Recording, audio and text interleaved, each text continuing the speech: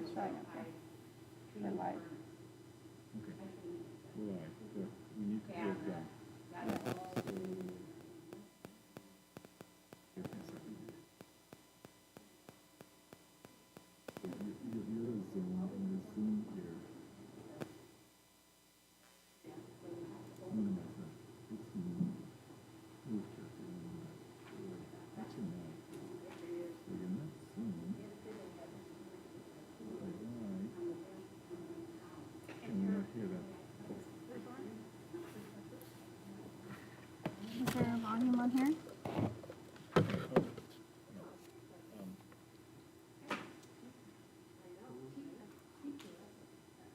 Right there.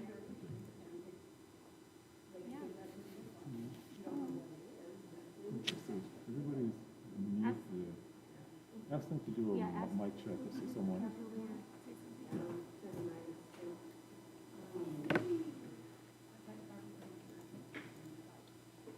Nope's talking, so you should be able to hear her.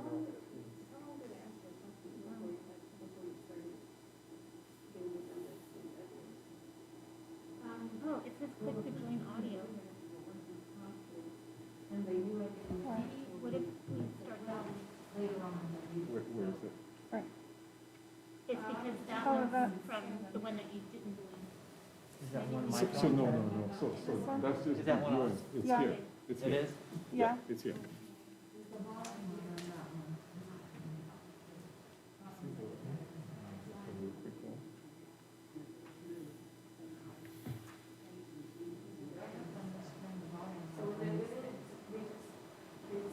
Yes, it's going to be off there, yes.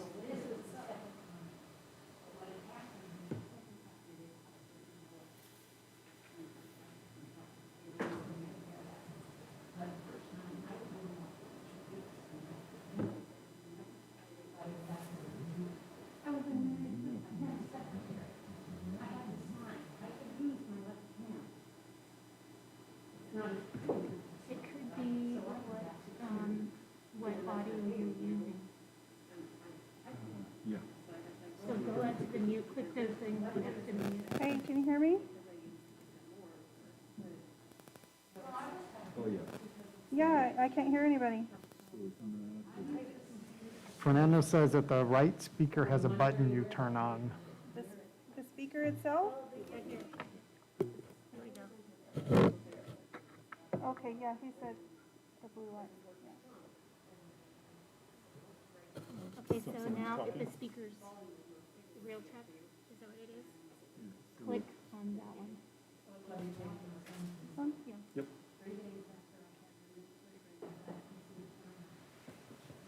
there anybody?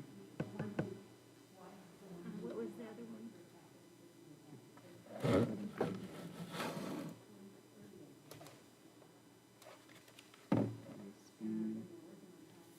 Just speaker and I microphone? hate COVID. Can I just tell you again, I hate COVID. Hate it. It is. This one. Remember, if you're not Oh, there we muted, go. we can hear you. Okay, there you go. So we need to move this. Can somebody do a sound check? Maybe Julia? Can someone hear me? Can you hear me? We have been experiencing technical difficulties. Can you hear me on Zoom? Thank you very much. So that's not, that's the computer, that is not the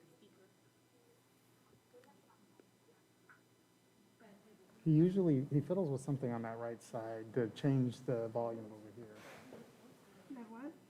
He frequently will, No, we can't get the left side speaker.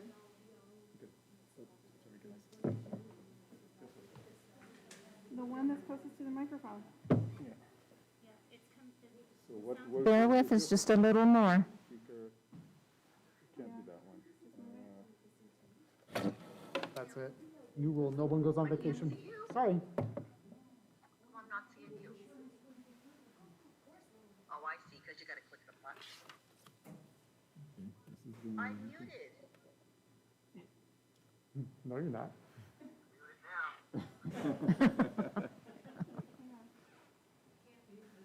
Almost there. Speakerphone, Fernando. Hey, it's just us, just me and Terry at the moment.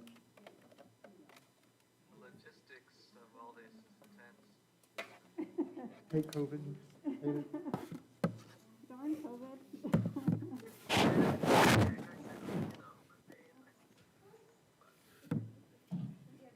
Okay, and the other one. Captain, where are you in Hawaii? It's daylight behind. So the sound is coming out of the computer box, not the speakers. Okay, so that's because the settings that you pulled up from the bottom taskbar on the right, the speakers, it has to be set to, I believe, one of the monitors, so that's what it's connected to. Oh, okay. Testing, can somebody say something? I'm testing, can you hear me? Thank you very much. There we go, there we go. Thank you for your patience. You're muffled. Thank you. You must have your mask on. But of course, All right. Good.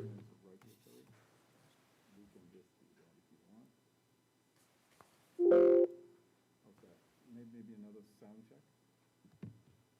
testing another sound check.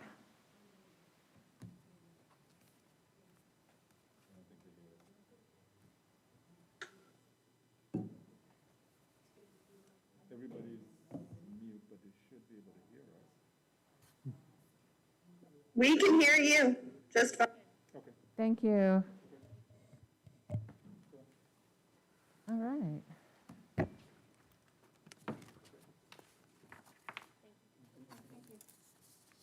right, if you guys need me, let me know, okay? Never, not allowed to go on vacation anymore. Goes for everybody, no more vacation. It's done. Carrie.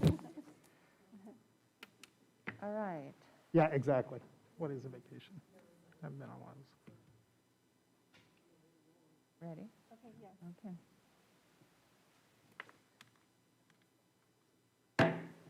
It is 5:38. We will call the meeting to order. Roll call, please.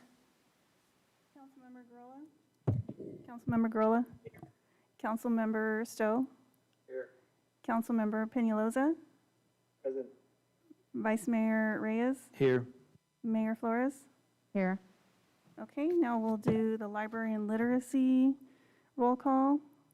Chair Edith Levon. Vice Chair Patient Christensen. Leslie Pilon. Here. Susan Upton.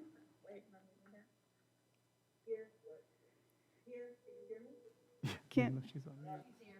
yes, Here. okay. Kim Baumgardner. Here. Catherine May. Here. Esther Figueroa. Okay. Thank you very much. Let's all stand, please, for the Pledge of Allegiance.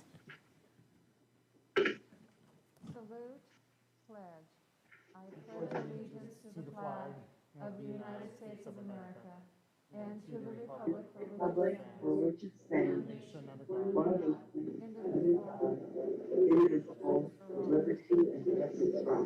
The red line is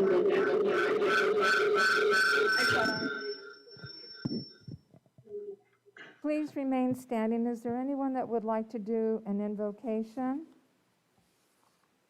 If not,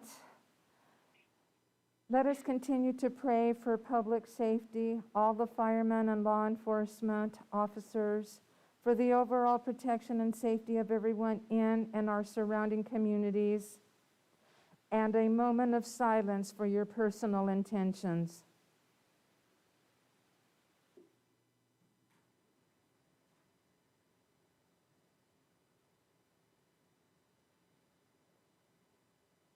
Thank you. You may be seated.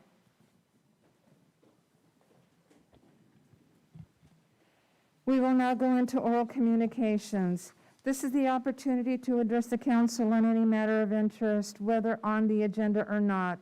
Unless additional time is authorized by the council, all commentary shall be limited to 3 minutes.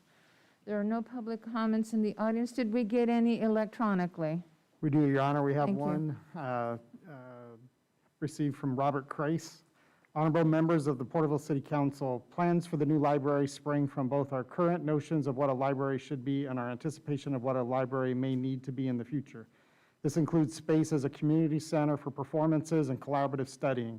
Regardless of what the final plan may be, the plan must include adequate space for art. The printed materials before the council do not highlight the need for space to accommodate art, space for a mural or a sculpture garden, or for displaying fine art. Adding art to the facility will enhance the public pride in the facility, support the contemplative nature of books and studies, and foster collaborative community uses. Porterville has no fine art museum, and this would be a step in addressing that civic need. While the cost of acquiring and installing such art may not fit into the city's budget for the new facility, private donors will surely step forward to supply the art and its installation. But the facility must be designed to be able to accept such art, such as providing a wall for a mural or space for a sculpture garden or display space for fine art. Therefore, in designing the facility, there should be created space to accept and display such art. We do not need to decide immediately exactly what that art may look like. Such decisions should be left for the future and decided on one-by-one basis. But the decision to create a space to accommodate such art must be made now in the planning stage. Thank you, Robert Kreis, 132 East Morton Avenue, Porterville. Thank you very much. We will now move into the scheduled matter. Thank you, Honor. One scheduled matter for this evening, and I'd say here we are almost 10 months to the day from the last time these two bodies met, back in January 14th, 2020. Subject matter was the same in talking about the feasibility of a new facility, but obviously a lot has happened in that last 10 months. Kind of beginning with, in terms of obviously with the tragic and catastrophic library fire and what, from those ashes we proceed forward. I provided in the staff report a breakdown of the 8 different layers that are within the city's coverage as it relates to its property insurance. Would report to you as of this meeting that the city has received $7,353,082 in insurance proceeds through its differing layers, of which it has submitted a claim of $621,490 and has an outstanding invoice of $673,000. Comprising part of that $7 million is evaluation of books and materials, which a lot of credit goes to the inventory that was maintained, which is $2,322,640,000. Patrice Hildreth is here, who on a daily basis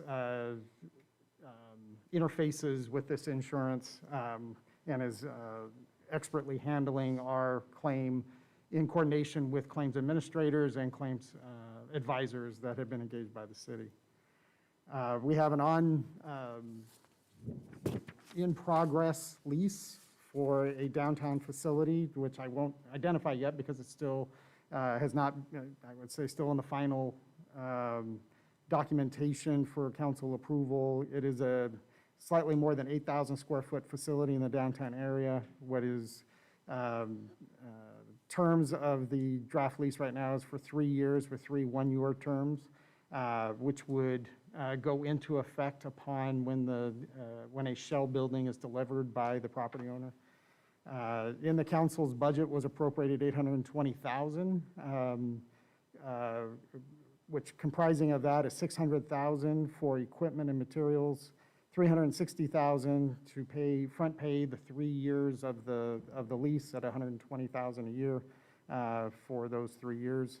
In addition to that, $100,000 that's been set aside as tenant improvements. There's not been any work done to date given that we don't have a lease performed in terms of any design work for what that interim facility space would look like, but essentially we're going to be handed 4 walls, 8,000 square foot space with restrooms and a kind of a generic commercial space to which then will be the opportunity to make our own for at least 3 years. As mentioned in the staff report, there's also been some conversation. Parks and Leisure Services has essentially resided most of Parks and Leisure, most of Centennial Plaza as it exists now. The library has been operating out of the former Hoagie's space. Parks and Leisure now occupies the office space on the second floor on the east side, as well as the Adult Literacy Center on the second floor on the west side, and also frequently uses the large conference room that is there as well for supporting activities. Sierra View's 5-year lease with the city expired earlier this year and is now on a month-to-month lease. And there has been, I know the hospital wishes to maintain, or the medical center wishes to maintain the larger space that they have where they do therapy, but I would say are less, have less interest in the corner space that's on Thurman and Main, which is approximately 1,000 square feet. In addition to that, as council is aware, it gave approval to receive a California State Library grant for $60,000 with a 20% match, which is a mobile electric vehicle that is currently in production and should be available to the city in the spring timeframe. I guess this is all a good time just to say, in light of the extraordinary measures that we're taking tonight to meet, that any delivery of services would have to be consistent, as has been the case with COVID restrictions. Whatever those may be once timelines are arrived at. In framing of a new facility, $75,000 was appropriated in the current year budget for a potential needs assessment, and a budgetary number of $32.5 million is the current budgetary number that's contained in the capital improvement program budget, which breaks down to $2 million for design, potential property acquisition, environmental, and $30 million for a facility. Estimated, and I guess this is a good time to say, it's difficult to say what insurance will pay and will not. I think there is no formula for this. This will be more art than science with a facility that was approximately 18,000 square feet, and I think fair to assume that a larger facility would be the replacement.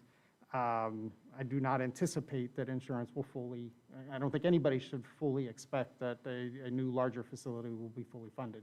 So whatever that delta is that separates whatever insurance negotiates to pay versus whatever final costs are will need to be financed by the city.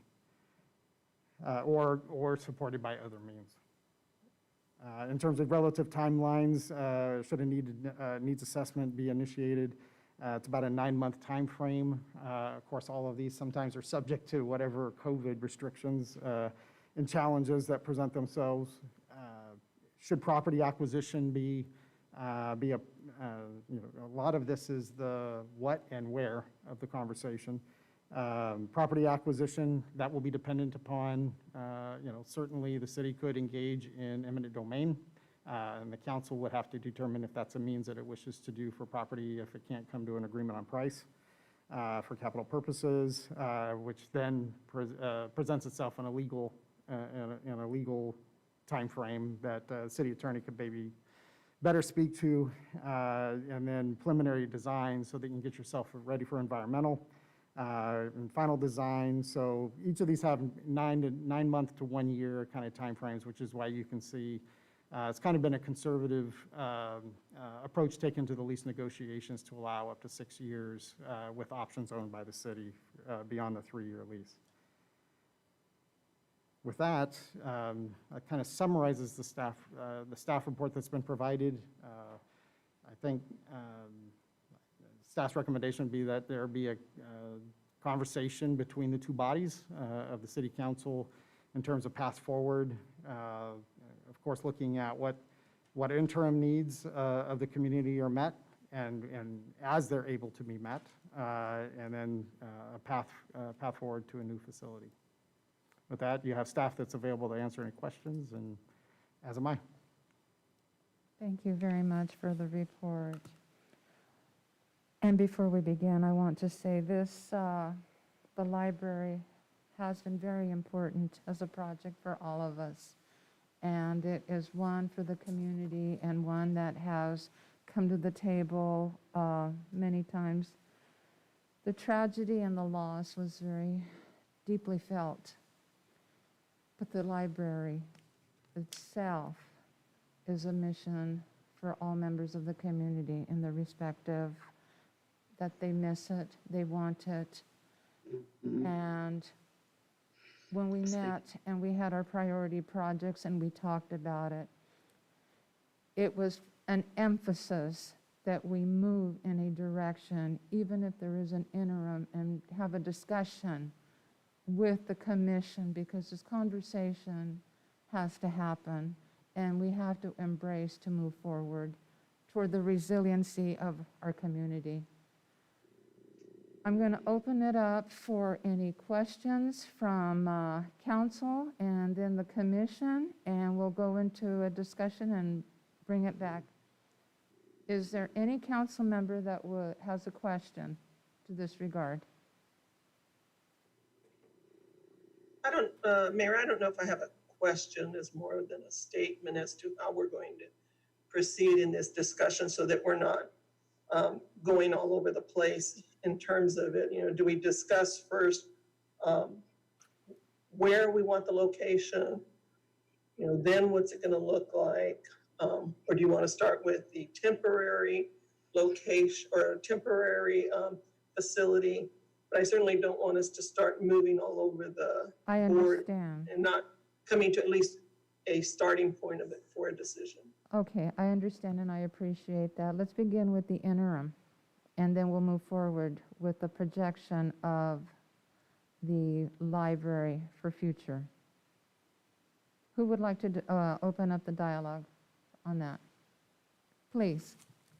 I've been talking with Vicki, and we've talked about an interim library and the space that's being proposed. Can you hear that? We're not able to hear, Mayor. Yeah. I can't hear her. Okay, can you hear me now? Yes. Mayor? Yeah, okay. She's turning on her microphone. You really don't want my barn theater voice. Okay. We've been talking about the fact of the size of the 8,000 square feet, and while that is small, it is doable. One of the things that we really want in a temporary location, as long as COVID is enacted, the restrictions, is to have curbside pickup where they can order books. We'll have an inventory, have it available, and they can come and just pick it up where we just drop it off like we do to limit contact. But we definitely need to get busy on it because we need the children's section available. That is one of the most active parts, other than literacy, in our library is the kids, and we need to put a top priority for them. Thank you very much. Is there anyone from the Library Commission that would like to comment on that? I would. Please. In talking to the community, they are asking me about the interim library and are we going to have computer access? Are we going to have, I know we can't do it during COVID, but whenever COVID is over, is there any information on how much computer access is going to fit in there? I agree that the children's library needs to be a big priority, but the community really wants access to internet. Thank you.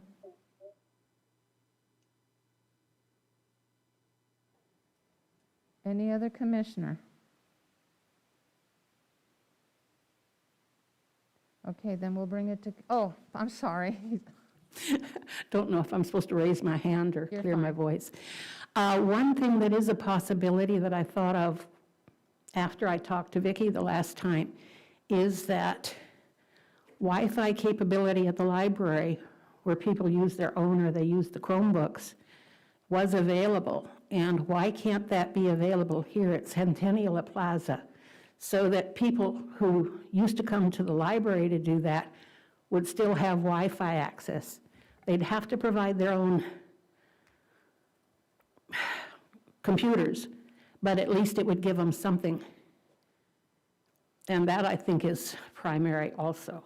And that we could do before we ever move in to the interim library. Thank you. No, I'm not. Okay, if you wish to speak, I know it's a little, I see lips moving on the screen. You have to unmute yourself, please. There you go. Okay. Are you talking about accessing the internet on the outside, like in the outside park area? Yes.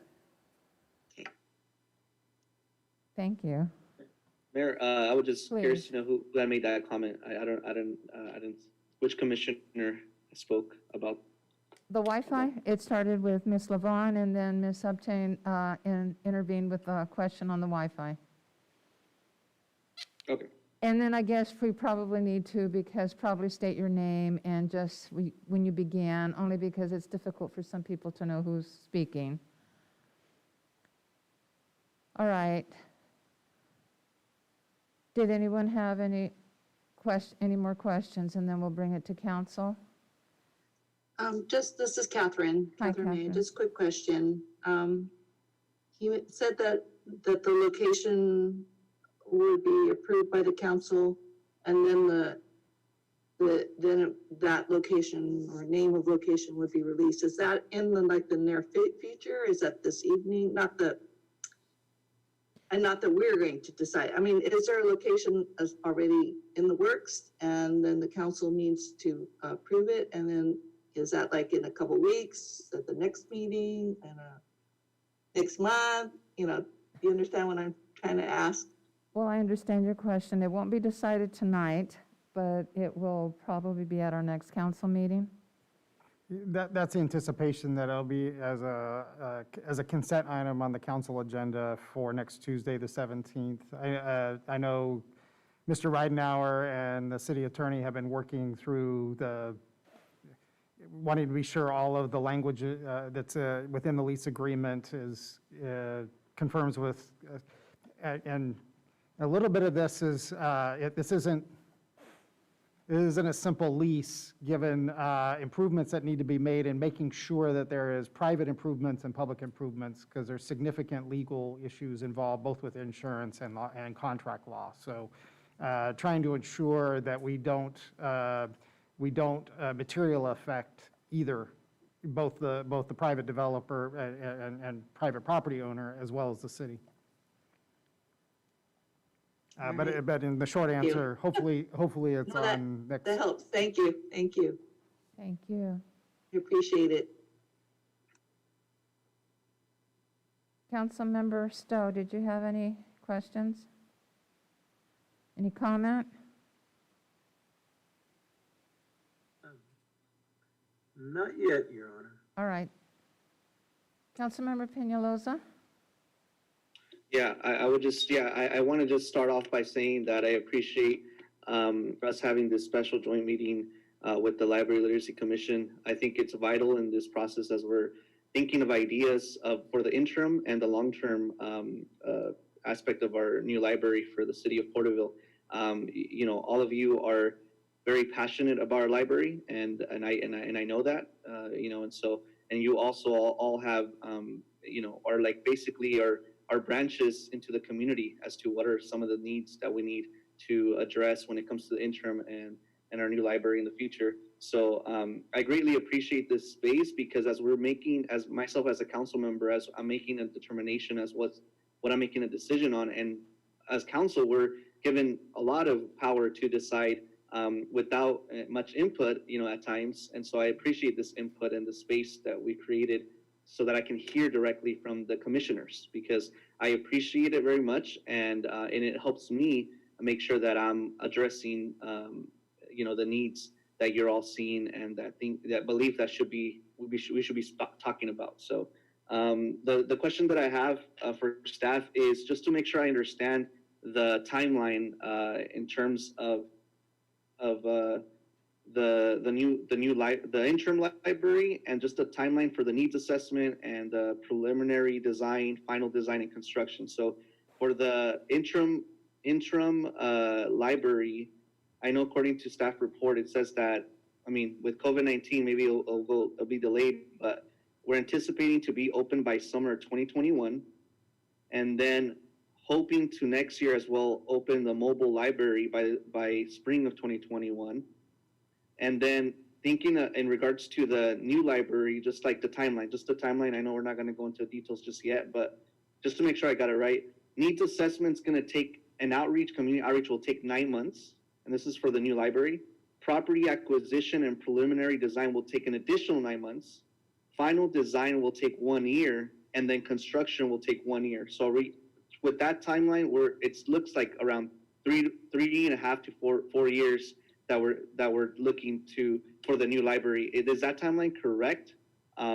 Just from my understanding from the staff report, or did I misunderstand? No, that's correct, but that's why you also have 2 additional years because, you know, I can't tell you what next summer is going to look like. Okay, thank you. Thank you for confirming. That was my only question, Mayor. Thank you. Commissioner Leslie, turn your mic on, please. Unmute yourself. Thank you. Yes.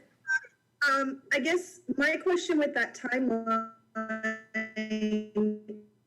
is, it was my understanding that we'd already done a needs assessment at some point, and that design had already been started, and that there are properties the city already owns.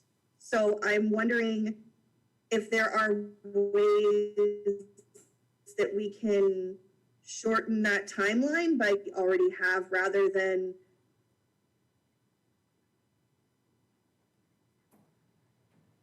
Thank you. Councilmember Gurrola?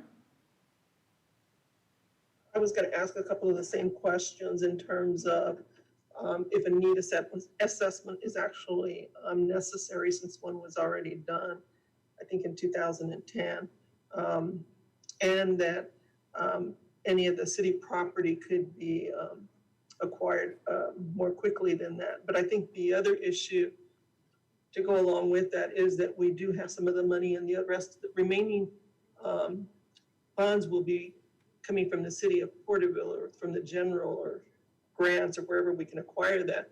So it may take us some time to get the full funds that are necessary. But going back to when we were discussing the interim location, you know, everything that was cited, I have no problem with, except with the internet. And the only concern I have there is that we would provide Wi-Fi in Centennial Park, that we have gathering of people, and the number of people, we're not sure how many would show up to use the Wi-Fi, and could that not coincide with what COVID requires us to do in terms of not generating individuals to gather. And I know this is a difficult time with COVID, and you know, we want to provide whatever we can to the community, and the library is very essential to the city. My granddaughter told me today when she knew we were having the meeting, she goes, I miss going to the library. And so even within my grandchildren, they're all waiting for something to happen, understanding that we can't do it during COVID. But I'd also like to see, what is it after COVID that we want in the interim location? You know, you have a children's section, because the size is not going to be as large as we would like it to be. We're going to have to scale back on some things. And so what is it that you're going to want after COVID? Because there will be a time after COVID for the remainder of the years. Thank you. Vice Mayor? Thank you, Mayor. First of all, thank you to the Library and Literacy Commission for joining us in this meeting. It does help to have everybody come together, especially after some time of not being able to meet.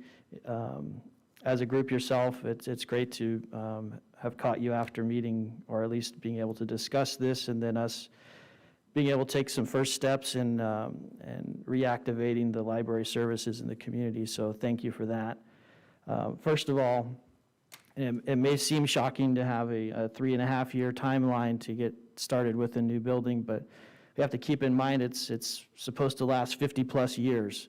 And that being said, when we look at any previous work that had been done, that had all been done prior to not only COVID, but some of it had been done prior to even the new fire station being built, new parks being built, the drought, transit being improved, mobile devices having being improved. There's plans for a mobile library. Also, space and occupancy limits are something that have to be chiefly concerning to everyone designing this, as well as the necessity for outdoor space. So any previous documents, including any design, I don't know that take into account some of those factors as well. The needs assessment was done prior to a lot of the work that I just mentioned. So where I do agree with some of the needs assessment that had been performed previously, I don't know that it addresses what the true needs of the community are. I know that we'll be seeing the census results sometime within the next year, hopefully, which will at least reach into the research that's been done with the needs assessment previously as to population, which is a huge factor. If you see the needs assessment, it does jump up, and it names 2030, which is right around the corner, as almost triples some of the usage. So a needs assessment for the current times, I think, needs to be done to consider not only the activities that have been done previously, but to look at what the activity looks like after COVID, especially considering the possible need for additional space to do things should there ever be a shutdown or limitation in spaces based on occupancy. Looking at occupancy as the true goal in what we look at for a new facility, even after the temporary one. But the temporary facility is definitely going to limit physically what would be desired to happen. I think however it manifests, it's going to have a form that's going to have to allow the function to work properly. So being flexible in that regard, I think, is something we have to be very careful about doing. And that finally, the urgency that is felt, I think, is dealt with in the fact that we can have a temporary facility. And it's just that I think there's regulations or at least rules that need to be followed with expenditures that happen within a temporary facility that limit what can be done permanently. I could be wrong in some of that, but as long as we have a frank discussion on how to get up and running with a temporary facility and not consider it outwardly a permanent fixture, I think we can avoid some of those regulations. So again, just trying to look at it from an effective way to get up and going again with library services in the community. Thank you for that. I'm just going to add with regard to the Wi-Fi. I attended a COVID state meeting, and it was an emphasis that was brought to the table there, not just with cities, but it's the surrounding communities, how much they are all wanting, and they asked the state representatives there at the table, we need Wi-Fi, we need access so that the children can do their school work. And, the school districts, with an emphasis with the school districts, but what is it that they were doing to help and assist the rural and the surrounding communities for the children that weren't having the access as others did. So there was an emphasis, and I have to concur with having the capability for the electronic devices. And when we had the discussion with an interim, it was an emphasis to open the library on an interim so that we can move in the future with a permanent building, a facility. And I'm very pleased with hearing the dialogue, hearing the conversation on behalf of the commission members, and the fact that we are all in an agreement for the interim subject to some little request to get that one done in the foresight. And I see some head shakes, and thank you for that, because it's been long overdue. And it's very unfortunate how we got here, and we have had to have this dialogue. So with regard to an interim, I can already see, just by looking at everybody on the screen, that we will move in that direction of having that focus. And as far as the other one with the needs assessment, let me ask a question with regard to the needs assessment. As I looked and I read and I saw what was done in 2009 and in 2010 when it first started, and I'm going to be looking for hopefully an answer. Has a lot of what was done, because this was before my time coming onto the council, and when I looked and I read it, have there been any other changes when I looked at some of the representation that would be now? Because we're going to be looking at a larger population pretty soon than what was reported in the needs assessment.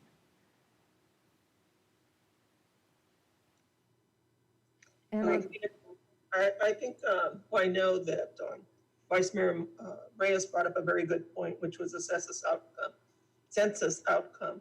So I would agree that that can play a major role in terms of location, size, you know, who it's going to serve. So I would agree with him on that. Well, and I have to share that based on the census statistics, I think Porterville was at 68% plus or minus in their reporting. So we don't know what the numbers or the outcome is and comparable to the state and to the county, but we were at an approximate 68% as the numbers came into us from the census. Councilmember Stowe? Mayor, I was going to add real quick just a couple things, Please. since I know I'm going to have to jump off here in about between 5 Okay. and 10 minutes or so. Just because there were a couple things that came up.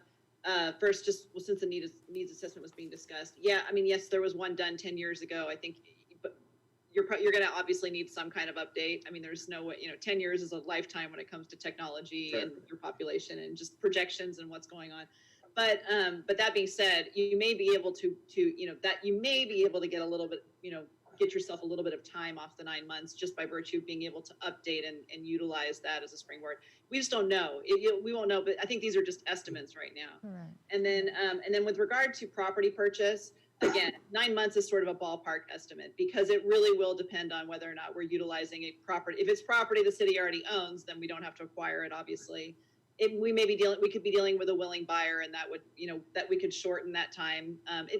Even a willing buyer and seller transaction can take, probably, 3 to 6 months to be frank, but it is able, we can probably streamline that, but it just really depends. If we have to go through full eminent condemnation, or eminent domain, 9 months probably is not enough time. So hopefully, but I would hope we aren't in that position anyways, because that makes it the project more expensive. So I think, I will always recommend that we try to find, either find property we own or find a willing buyer, a property that is owned by a willing seller. Last but not least, a procedural issue that a council member brought up that was a very good point. It would be good for the public that we go ahead and make sure we note for the record which commissioners are here. So because it's not always apparent from the Zoom, and that way we also have a record of who's here in attendance. I think we overlooked that in the very beginning. So Vicki, if you don't mind getting that part taken care of, that would be great. Or did I miss it? We did roll call. I didn't hear it. Yeah, So, we did roll call, Counselor. Oh, you did a roll call, Yes, we Commissioners. did. We Okay, did a thank roll you. call. That takes care of it. I apologize. Yeah, we just missed it. I'm Yeah. sorry, I didn't hear that. So, thank you. Just wanted to make sure. Thank you. Thank you. Please, Edith. A needs assessment is necessary, yes, and we did one 11 years ago. But my question is, do all parts of it have to be done, or are there parts that because in reading it, I was reading, and yeah, I read it. I've got it right here. I found that there were parts that were outdated, but does the whole thing. have to be done.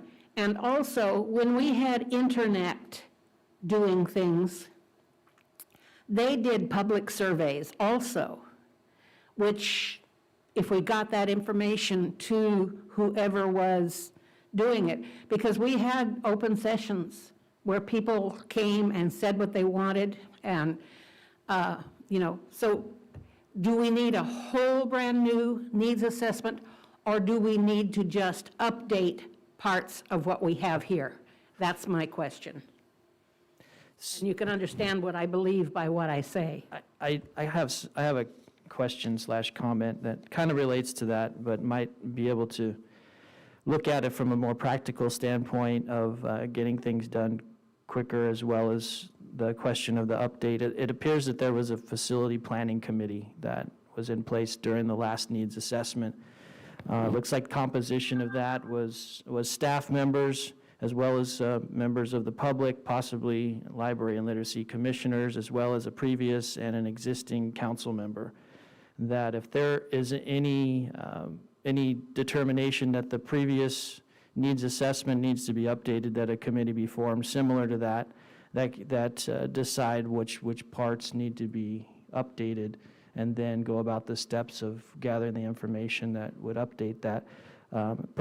Primarily, I'm looking at the focus groups that were looked into for the needs assessment. That hindsight's 20/20, and so looking at some of the groups, not that they're not valuable contributors for information to the community, but there may be other groups in the community that can represent what the future needs of the library are, and look at it from that perspective.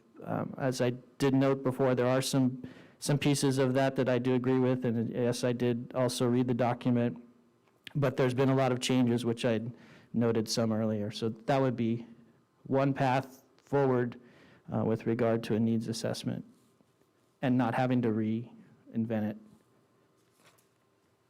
Well, I have to concur as far as an update, that we do need to work with what we have, and we do need to update it, and only to the selections. So let me ask about this facility planning committee, because that was before me on the dais, the makeup and the purpose and the vision. Are you wanting to know about it? Yeah. Just as described by the vice mayor, it was try to be cross-sectional. Past electeds, current electeds, members of the library board, members of the community, and they visited libraries that had been recently constructed. Okay. I think there were 3 or 4 that were visited, and looked at what, I mean, the moment that you build it is the moment you're going to say we should have done something else. And so that was part of the field trip was, once it's up, what did we forget? And so a lot of that went into kind of in finalizing that, what were the best parts of new facilities? What were the things that they wish they'd done differently? And I guess that really goes to, and the vice mayor said this, I actually call them century projects. I mean, the new courthouse that was built, you only build those, look at City Hall. It's going to be close to 100 years coming up. So, I mean, and as we sit here in City Hall, we say these things, when it was built, it served a certain purpose. And there's certain offices you go, well, that just doesn't make any sense. There'll be someday when they say, well, why is Chambers too small? We sometimes have those conversations now. So the ability,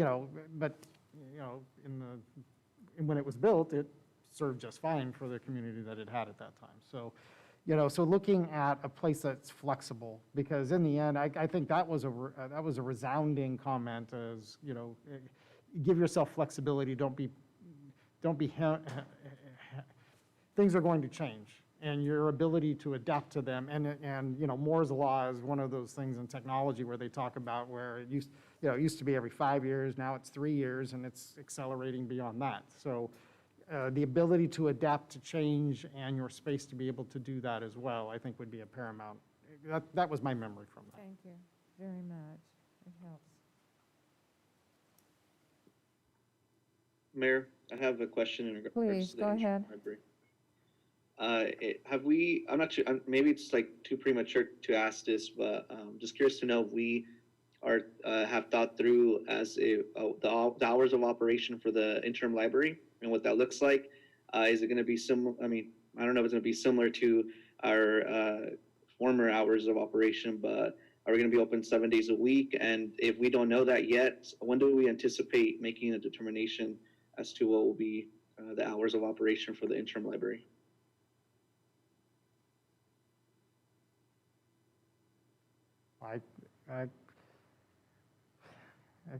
You tell me what COVID is, and then I'll tell you what your operating model looks like. So, I mean, outside of COVID, I would say that the service model would be similar to what we had before, 7 days a week, those sorts of things.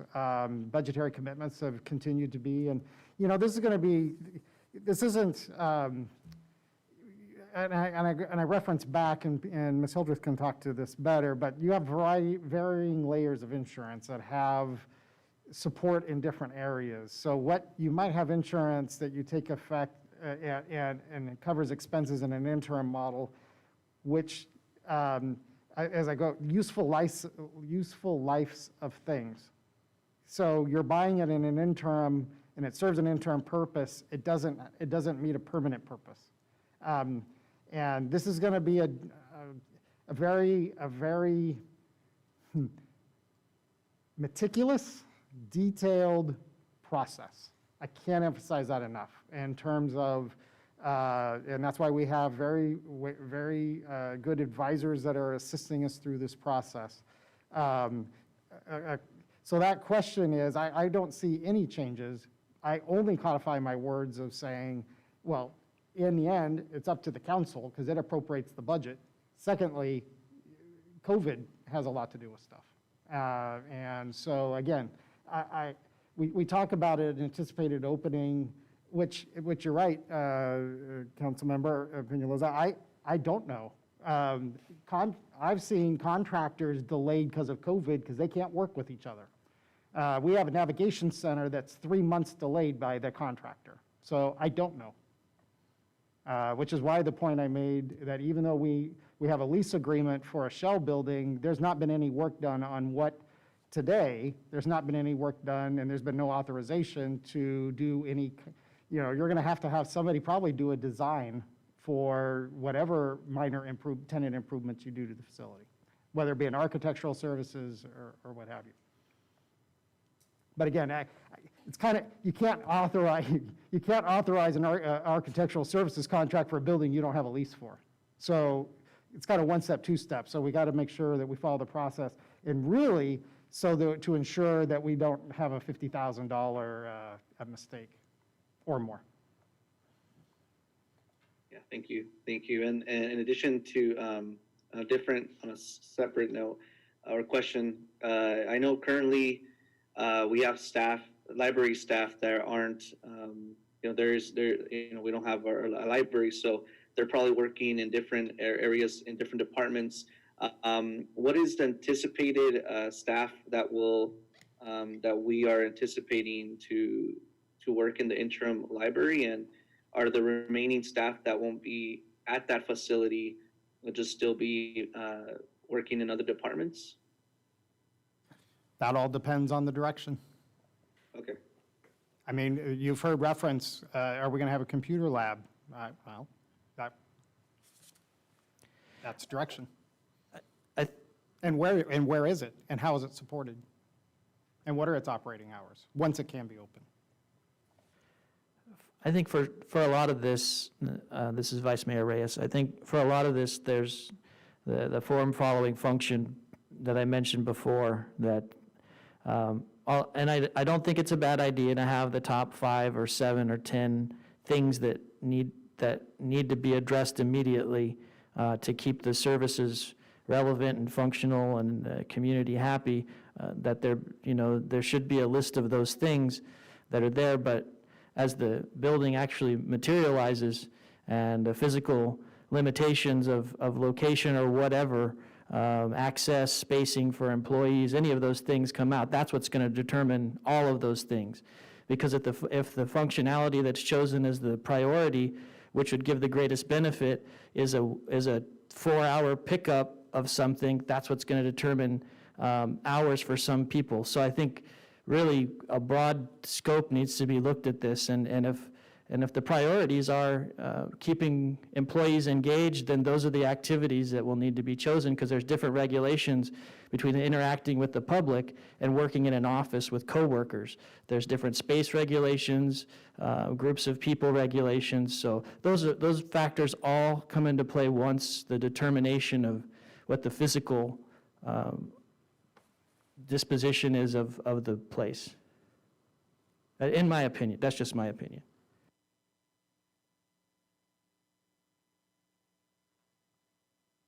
Councilmember Garola? How much of the funding can be used for the temporary location? I think it was broken down, but I can't remember. I don't know, Patrice. There's no,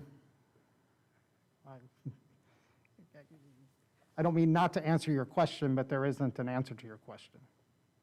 So there's no restrictions, or we don't know if there's restrictions. Well, you would find out the restrictions when you were asked to leave the RMA, and you don't want that to happen. So, because that has happened to another agency. So this is why I said it's a very meticulous, calculated, methodical process where you don't want to be disinvited from your insurance company. No, we certainly don't, but I would have thought that there would have been like X number of dollars. Oh, no, there's limits, but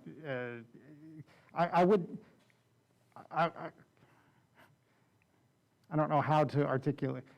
Let's say it's $10 million. Are you going to spend $10 million? But I will tell you that if it's less than $10 million, could they terminate your coverage? I mean, we'd use it as appropriated by the insurance. So I just thought maybe, if it's books, is that all we can buy is just books? If it's furniture, is that just for the furniture? There's no lump sum that says, here, you can use it for what you want in a temporary location. No, There is. no. These will be this is with consultation. We will be making purchases very deliberately on a schedule that will allow both support for the interim facility and a new facility. And so just because you buy a chair for the interim facility does not mean that that chair goes to the permanent facility, the new facility. It's broken down, as I shared with you, there's $600,000 that's in there for equipment and materials, which is not books. Books is a separate category. So there is in the budget right now $600,000 to acquire equipment and materials to outfit the interim library. That will not play into the new facility. That'll be part of the layer for the interim, as well as assisting with payment for lease proceeds, assisting with tenant improvements. I mean, those are all improvements that insurance will pay, but you're not subtracting from the back end, I guess is what I'm saying. You have different pools, and just because you use from one layer does not mean you're coming out of another layer. See, and I thought whatever you purchase for it, computers, chairs, furniture, whatever it may be for the temporary location, you can move those into the new location, and it sounds like there may be some restrictions to that as well. Well, here's what I would say, council member. Not restrictions, you have opportunities. So a computer you buy today is subject to a replacement usually within 3 years.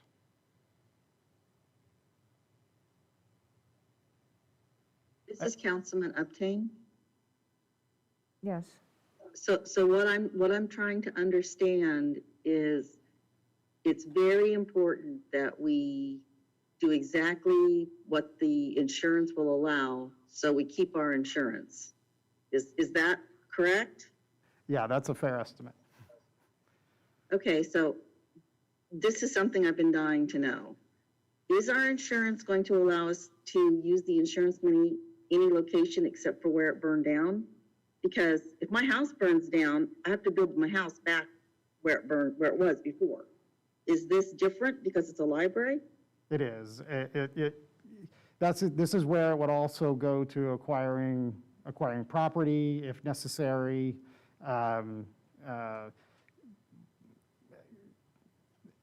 assisting with other design efforts. It is not restricted to the former site. Okay, this is Councilman Upton still. So does that mean that the insurance money would assist in the purchase of new property, or is that something the city has to pay for? It would assist in purchasing a property. But there is a limit to the amount of money that we have, correct? Well, and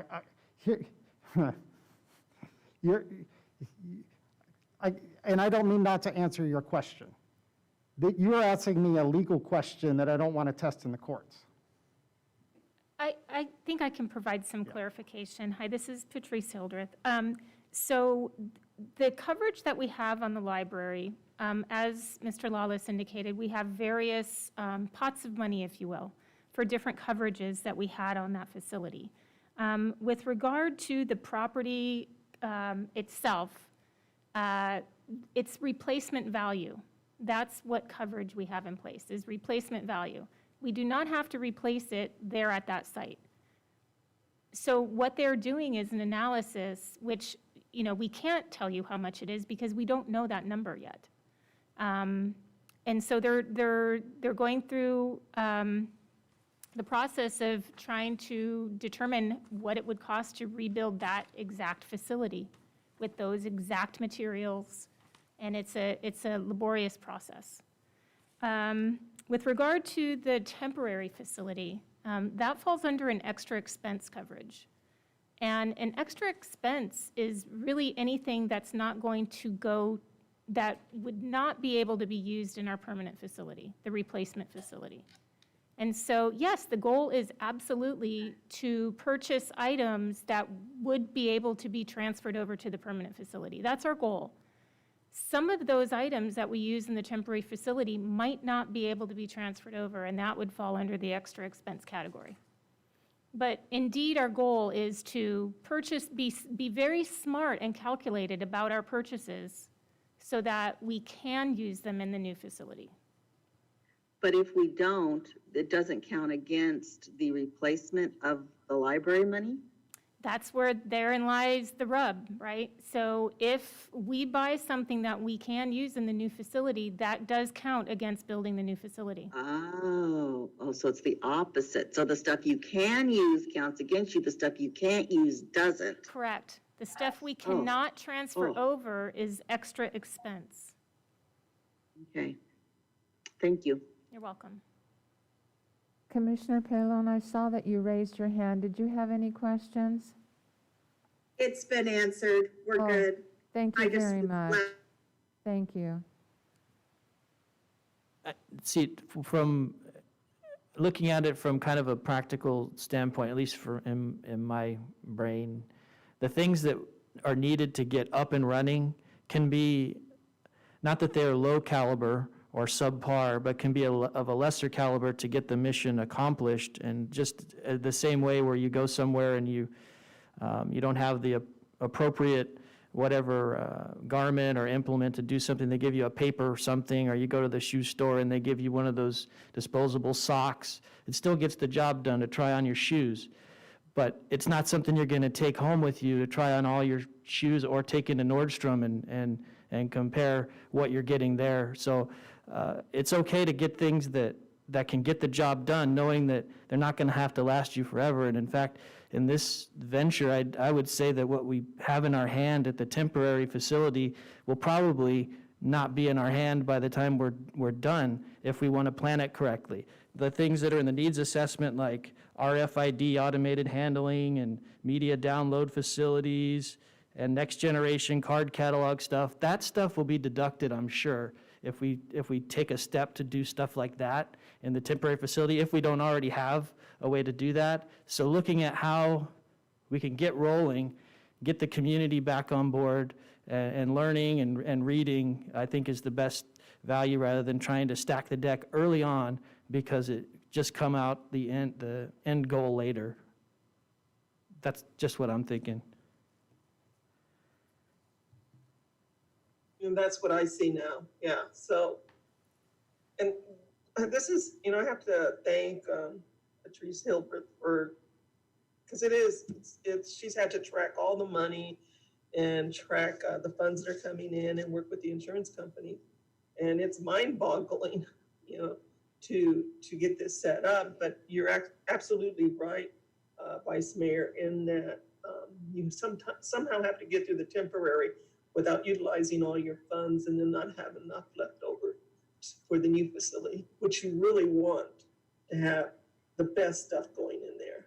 So I would agree with you. Councilmember Stowe? Yes, thank you, Your Honor. I'm probably the only one that was directly involved in building a new library on this panel. I mean, directly involved, right in the middle of it. Catherine may have been, and you know, I don't know how much Vicki had put into Larry. But the one thing that you do want to do is have an assessment update, because that's been 10 years old. In the last city that I was in, they had an assessment that was 7 years old, and it was outdated, and had to go back. Once they realized that they had the cart before the horse, they had to go back and they delayed it another year. The next thing you want to do is make sure that you have a building or that will fit on the property if you buy the property prior to the building. If you don't, but I recommend that we have a building and then buy the property, so we can make sure we have enough money for parking and the building itself and whatever else goes in there. And we want to make sure that the committee, the assessment committee we have, you know, we want them just to be involved in the operations or what goes inside the building. We don't want them involved in the building itself. Let the architect do that. He'll give us 2 or 3 samples or designs, and we pick one. Because when you let the committee involved, in the past city was in, it cost them $100,000 change order because they wanted a little flip in the front that cost them more than they should, and that was unnecessary. When the architect had a very good design, and they went through, well, we want this, you know, because it means something. I don't know what it meant, but it didn't mean anything really. It just cost them $100,000 more. So let's, you know, with the new facility, make sure we have all our I's and T's crossed and I's dotted before we go into building, because it's going to be a lot of change orders if you don't. In the interim buildings, my opinion is that, you know, we should let staff summarize the usage of what was used most. It was, you know, computers, you know, children's section. I think we're already determined that. And then come back and we can prioritize what we want to put into that interim building. So we just don't, you know, go in there and fly by night, just putting in stuff. But, you know, let's have a plan before we do anything. But, you know, we should get it done as quickly and swiftly as possible because people are asking. But let's have a plan and, you know, and make sure we stick with that plan. Thank you. Thank you very much. Councilman Stowe, can I ask you a question? This is Commissioner Upteen. Sure, absolutely. Muted. Okay. I'm trying to track what you're saying. I'm trying to really listen to you. So does that mean if we don't buy property, we just say, let's use a piece that we already have? Okay, like we were talking about before. Does the city have to absorb the cost of the parking lot, the water, you know, all the infrastructure? Is that what you're talking about? No, that's not what Patrice can answer that question, but I think all that's included. What I was saying that we don't go buy property before we know what the building's gonna be. And then we're gonna have to fit the building inside of that property. Or if we know the size of the building that we want, then we go get the property that we want. So you're saying you design the building first and then you find the location? Yes, one fits. Okay. Unless we have city-owned property we want to put it on, then we have to build and I wouldn't confuse myself with a planner, but you have to do your environmental, you have to know where, and, to be able to complete the environmental, you need to be able to have a preliminary design done to meet your environmental. Now, you can acquire property before that, but you need to know what piece of property and what, and have a preliminary design so that you can do the analysis.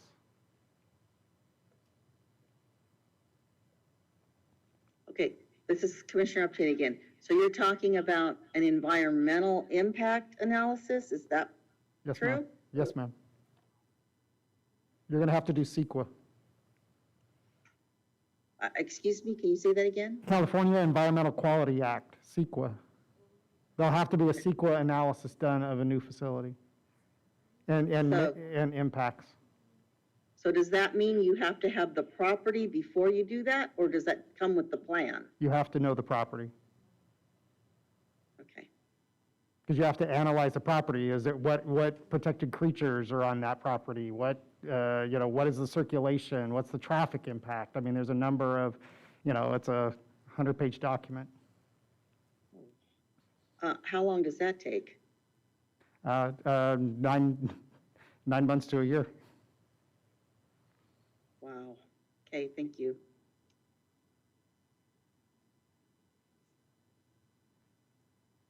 Anyone else have any comment, question? Yeah, Okay, first Councilmember Peñalosa, then Commissioner Leslie Pallone. okay, yeah, I just wanted to mention that going back to what we're talking about, the needs assessment will be able to provide us with the ability to kind of gauge what size we may want it, depending on the census track and how that comes back. Maybe it's going to be bigger square footage than what we were anticipating that will be recommended, which will give us an idea of, will help us determine finding a location. I mean, that's kind of how I'm seeing it, but, will the needs assessment provide that information as to it will provide size, right? And recommendations to what we may need dependent on the community outreach component of a needs assessment, right? I mean, is that correct for me to think of in that way? Well, generally, it would provide you, right, here's the types of activities that would be supported. Here's the size of the facility. Here's the necessary parking you would need. Here's, that would dictate the size of property that you would need, location, those sorts of things. Yeah, so reviewing that needs assessment, looking at the timeline that's been created, the needs assessment is really going to help us create that foundation to determining land acquisition or purchasing a property, right? Right. I guess one of the questions,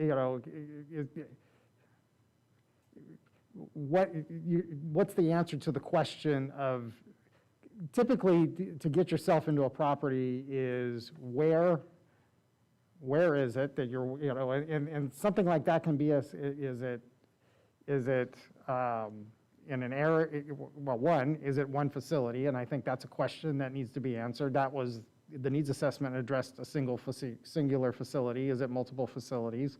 And then if it's a singular facility or multiple, where do they happen? And then what are the activities? And again, I would emphasize flexibility in that because you don't know what 50 years from now looks like.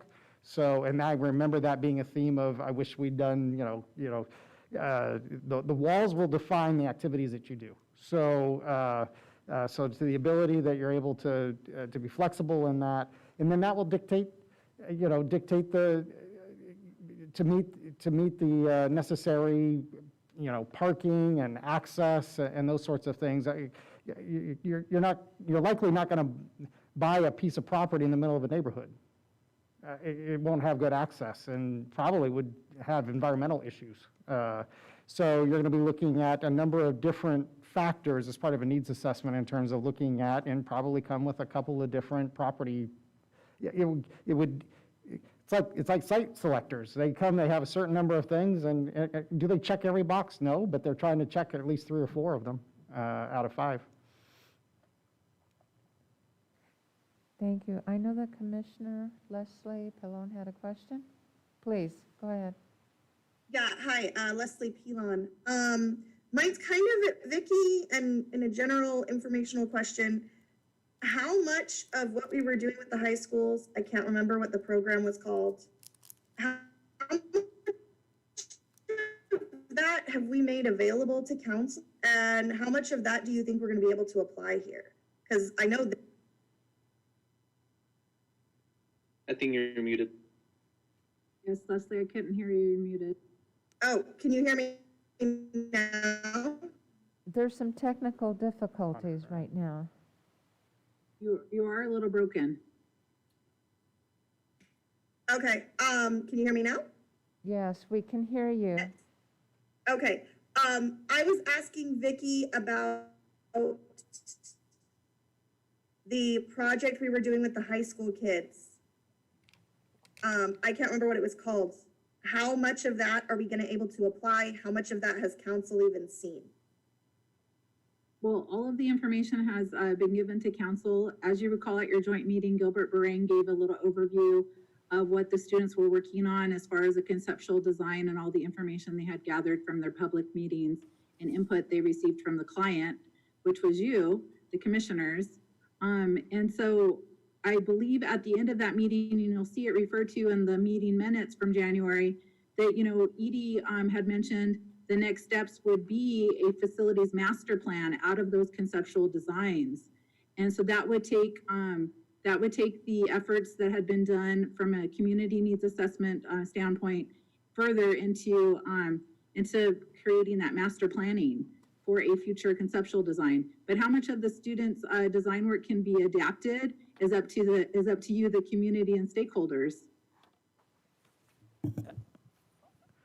Vice Mayor? Yeah, also, I think it's a substantial amount. It's probably up to the council too, that there's in design standards that we continually approve at each meeting that we can't, especially on a project like this, underdo, and we have to make sure that certain thresholds are met with the visioning. And I think where the Internet project did do a good job of visioning, I think that also the needs assessment itself shows that the youth and generations for the future library do have a stake in what happens. But again, I think that as far as practical application, that does come down to the budget. It comes down again to aesthetics, which I think we were cautioned against applying early on. Although there are some pieces of that Internet presentation, I think that are valuable. The proposed site plan that indicates the quad, the green roof, shaded areas, outdoor lounge, and outdoor program area, I think are very important, especially considering what's happening with COVID. I reference using the occupancy as what we focus on for the rebuild, and I think that if we focus on square footage in the previous time frame before COVID, I think we would more than shortchange ourselves in the future. Looking at the ability to have maybe more space than we need would solve a few things, which kind of moves on to another slide that I thought was beneficial, was the existing specifications, the pros and cons, that it was good that it was in a location in town and then numerous programs were used, resourceful with current space and technology was present, but the things that we don't want to build in to the future are that it's too small, too dark, old and outdated, poor circulation and flow, no parking or room to expand. And room to expand plays directly into what I had previously mentioned about having more space than you would need for the occupancy you thought you would be using in a previous time. So looking at those things I think is very important. I think it's critical that we look at having 20% of the square footage of the indoor available outdoor for the purpose of being able to conduct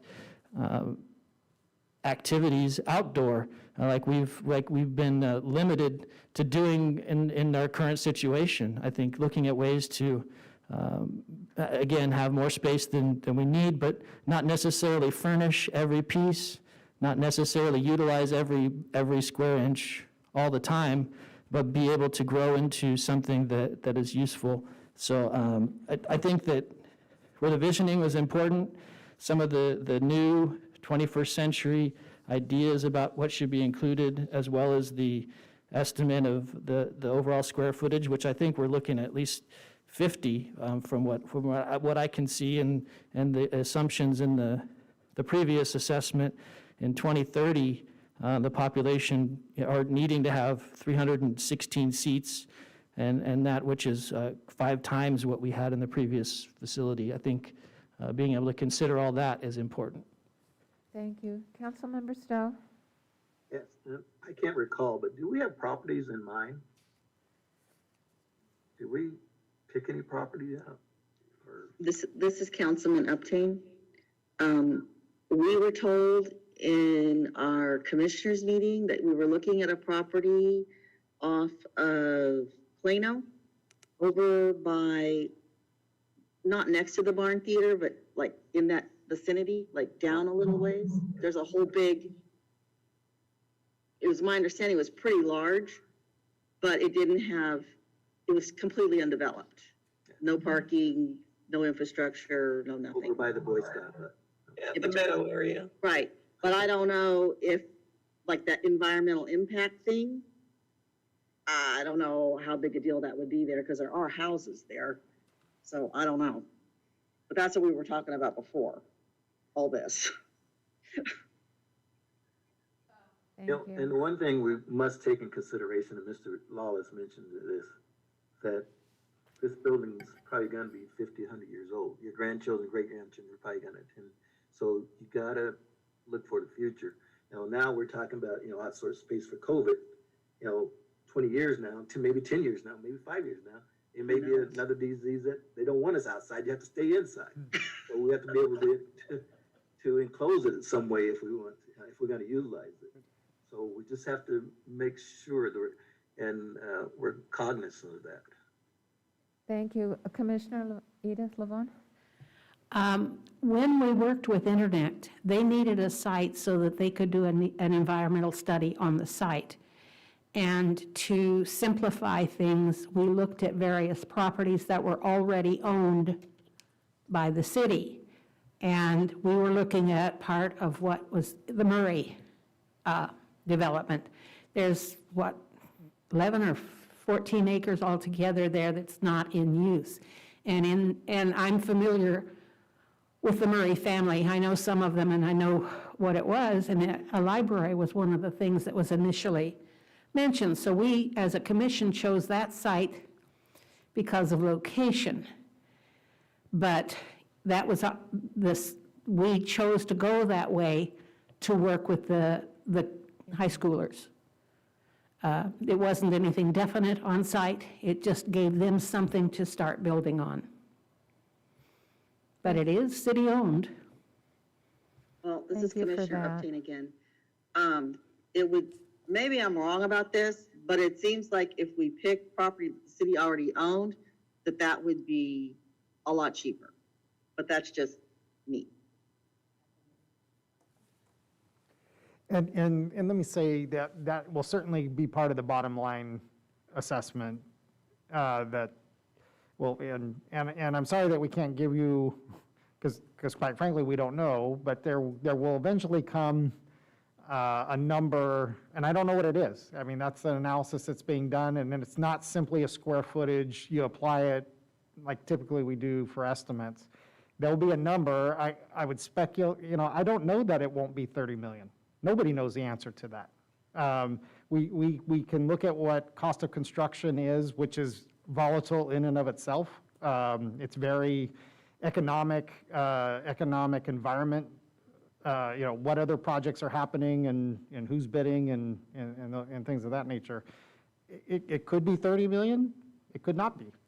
Nobody knows the answer to that. What we do know is that there will be a number, and we need to be prepared for it to be less than that number.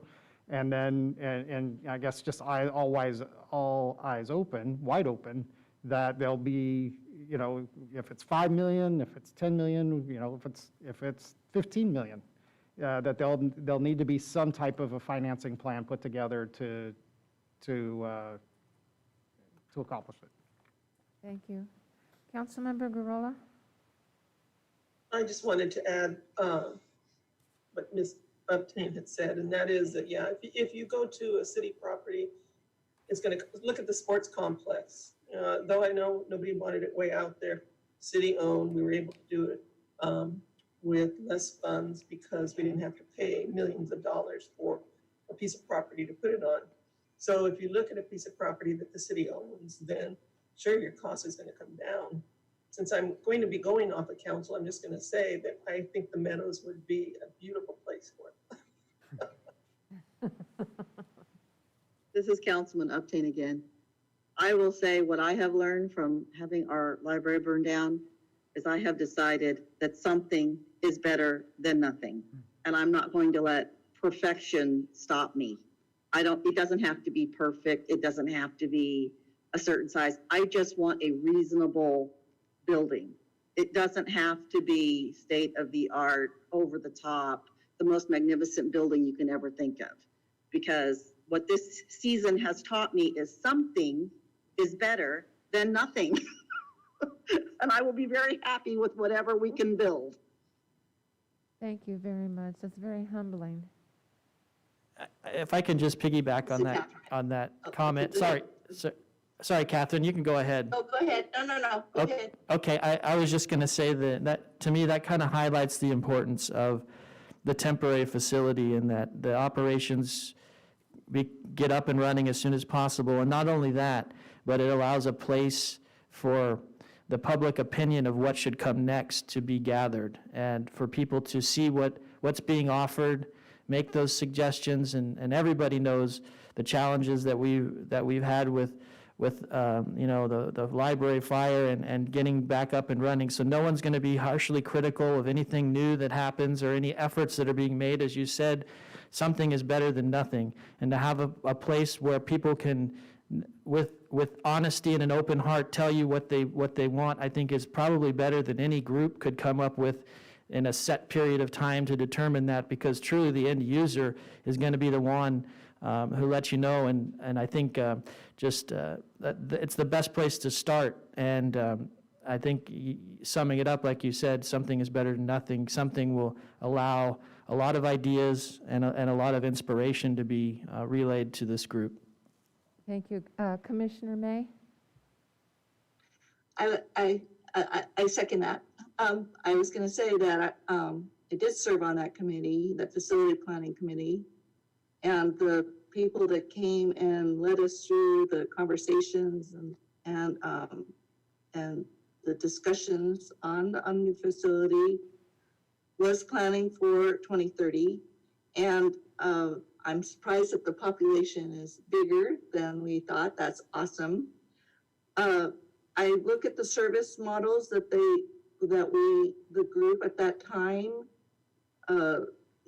narrowed down to 5 that are listed in the needs assessment. And I agree, yes, the needs assessment needs to be updated, but those 5 models are still something that's applicable to then, to now, to the future, if you look at those 5. And some of the workshops that we've gone to with Sister Patience Christensen and myself, when we've gone, or with some of the library staff, those the libraries don't have to be as huge as they are to do some of those things. So when we do, I agree, I think we do need to update it, look at the service models again, talk to our community again. It doesn't have to be huge to meet the needs of our people here. And we need something. You need a library, and let's get this going. So whatever you guys do, let's go for it. Thank you. Councilmember Stowe? Yes, again, I agree that it doesn't have to be a Taj Mahal. If we can make it bigger, because I guarantee the city that I was at now, they wish they hadn't put so much money in aesthetics. and they could have more room for meeting rooms and things for the public. And I think if we do something that we can have a lot more room and make it bigger, so we can have additional rooms for meeting rooms and different rooms for the public, it'll be a lot more appreciative. And if we make it too small and trying to make it nice, and a good example of that is our community center over on Orange. You know, we'd like, that youth center was supposed to be bigger, and they thought, well, we don't have enough money because of now, and it's because of Beetle that, delayed it. And then we didn't have enough money to make it big, and so, okay, well, so we're gonna make it look nice, but it's gonna be, it's a lot smaller. And the room was not even able to be used by the youth. I mean, it's very small. Kids turn around, they're bumping into each other. And I tried to get them not to build that, and let's just wait until we get something bigger, but they were determined to build it, and I thought virtually that building was pretty much useless. Thank you. Commissioner Figueroa, did you have any comment or any questions? You'll have to unmute yourself.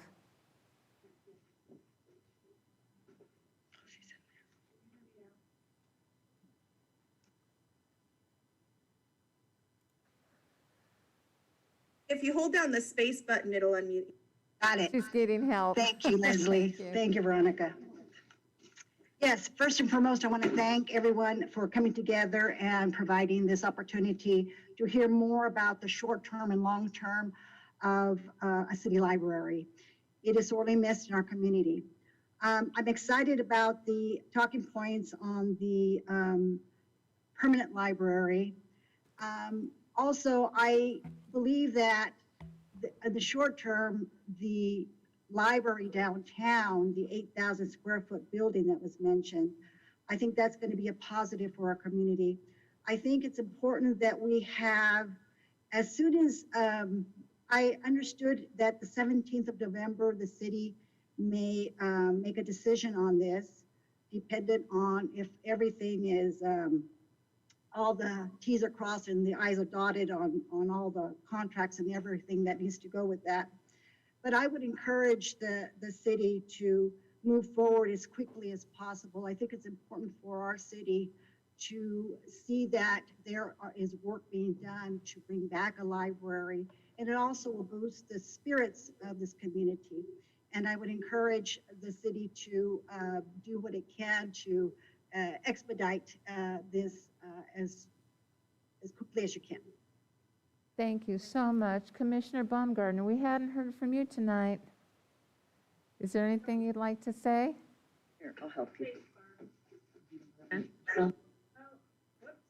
Oh, just a moment. There you go. To unmute your, there you go. Thank you. If I let go, okay, I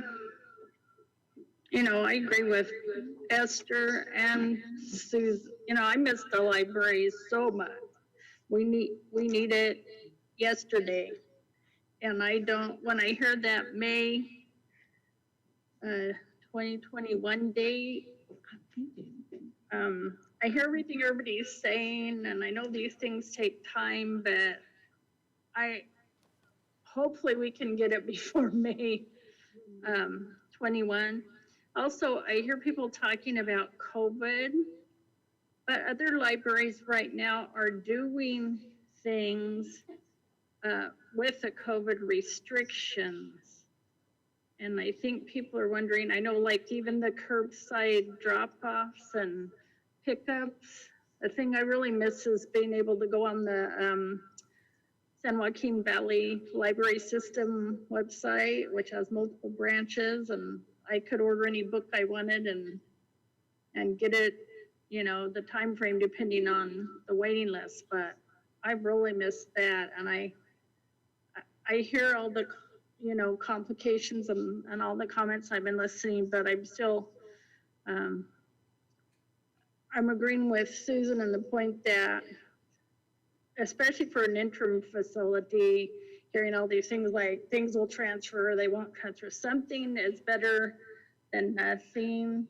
And I think the community needs it right now. They miss it. And so I'm agreeing with Esther. We need to expedite that interim facility and just let's do what we can as soon as we can, because I think the community is really crying for it. Thank you so much. Commissioner Christensen, did you have anything to say? We'd like to. Yeah, you have to share the microphone. We're gonna share. Oh, is the other one on? It's not plugged in. It's not working? Okay. I mean, I could plug it in, but I didn't Okay. want to bother with it. We're good. We can share. Oh, see, so we're good. Thank you. I just agree with what Kim and Susan and Esther have said. You know, let's just move forward. You know, we've got this tentative plan in place, and yeah, it might not open till summer of 2021, but I think having the mobile library going around will kind of help move in the right direction, and we just need to move forward and let the public know that, you know, the council is concerned about this and they are moving forward and trying to get our library back to where we need it to be. So. Thank you for that. Now you'll have to move the microphone back over there. Hey, we're commissioners, we know how to share. We share ideas all the time. I'm looking at this, and yes, and I know in any standard building contract that I've worked with, I've always had time is of the essence and put timeframes in it. I'm looking at the DA's building, look at how fast that went up. If it's done properly, we can get things to move fast, and that 8,000 square foot or 8,001 square feet is extremely important, and we need to get it up and running ASAP. And as commissioners, we'll do anything we can to help you. But I'm going to bring up something a little bit different. When we met with you last year, we mentioned we wanted a foundation so we could start raising money. And normally to set up a 501(c)(3), it takes 6 months to a year. And we've lost 10 months, 11 months already. We could have had that and started working on getting people going and things. We need to work on that at the same time. We need to not forget that, because we know that we have replacement value, and what we are going to do is going to cost more than replacement value, and we need to be able to start fundraising yesterday. Even with COVID, there are ways to raise money, and we need to do that. That's our job, to help you finance it. Thank you very much. Yes, because that was a part of the closure at the last meeting that we had, when we did meet. Thank you so much. I think we've had some very good dialogue this evening, and conversation with moving in the direction of the interim library with the things that we have to do, and the forecasting of future.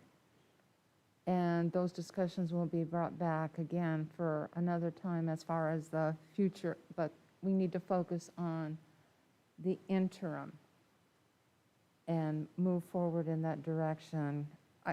Vice Mayor, is there anything that we should add to that? No, I did have a thought, though, just as long as we're aware, and I understand the conversation about the foundation previously, but also knowing that the factors that come into play as far as financing a replacement building and insurance is concerned, I would just want to make sure that we're not putting ourselves in a position where we're either eliminating funding because we made it available to ourselves through another method or some reason like that, and that if as long as we're not putting our cards on the table before they need to be on the table, if the building is complete and then that hand is played, I think it's better for us. That's my opinion, but doesn't mean that the groundwork can't be set up for future benefits of a foundation, but just making sure that if we're doing something in parallel, it doesn't jeopardize what we've already had established for what we're doing, because in the end, it would pull from other places at the same time in addition. But I'm not opposed to the idea. I just want to be careful about it. That's all. I just wanted to add that. Thank you for that. Councilman, please. This is Commissioner Uptain again. I forgot, I was gonna bring this up sooner and I forgot. I am also on the museum board, and when the library burned down, the microfilm for the portable recorder was able to be saved. I don't know if the council's aware of this, but 2 library employees cleaned all the water off because there was a lot of water on it. They went through and cleaned every reel by reel, put them in bags, and then they brought them to the museum for us to hold for the library because there was nowhere to store them. And then what we have done is we have gone through and sorted, there's 700 reels of microfilm. And we have sorted them all out by date. And then Vicki, our librarian, ordered us 700 acid-free 35 millimeter boxes. And you have to assemble them because they're flat, but we are assembling them, putting the film back in them, closing them up, and then writing the date on them. And then, God bless Walmart, because they gave us $1,500, the museum. We were able to purchase 6 Fire King fireproof cabinets, and that is where this microfilm is gonna get stored, okay? So we do, on a positive note, the microfilm was saved, and we are doing everything we can to put it back in order. Unfortunately, the microfilm reader also burned up. So I have a whole tub of microfilm that the boxes were too damaged to see what the date was. So I have to get a microfilm reader somehow so I can look at the film so I can see what date it is. And then a few of the reels, the plastic reel got damaged, but the microfilm is okay. So I'll have to rewind that onto new canisters, new film reels, but Vicki said she can order me more. We're just waiting to see how many I actually need. And the volunteers at the museum are doing all that. So we have all that microfilm there for whenever the library needs it back, or you guys figure out, I don't know, it could be years, because obviously it's not going in an interim library, but I wanted you to know that is one positive thing that happened. And the other thing that we have at the museum that we had in a display that unfortunately because of COVID, nobody's been able to see, Vicki had all the Porterville, all the letters, the metal letters that were on the library. Those have all been saved, and all the plaques that were on the outside of the library were taken off, and it's all at the museum, and we'll keep it all safe until anybody decides when and if they ever want to use it again, or it can just go on permanent display. I don't know, whatever. So anyway, I just wanted you to know what's going on. Thank you. Councilmember Stowe? Yes, I just wanted to ask Vicki, approximately how much does a microfilm reader cost? One of the old school microfilm readers would probably go for about $13,000. And that is if it's operational. We've had the one we had at Central, we had to mount the film there.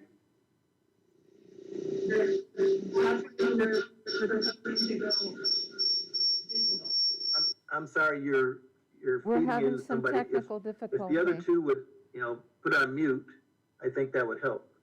And then you can Yes. talk, because I think you're in the same.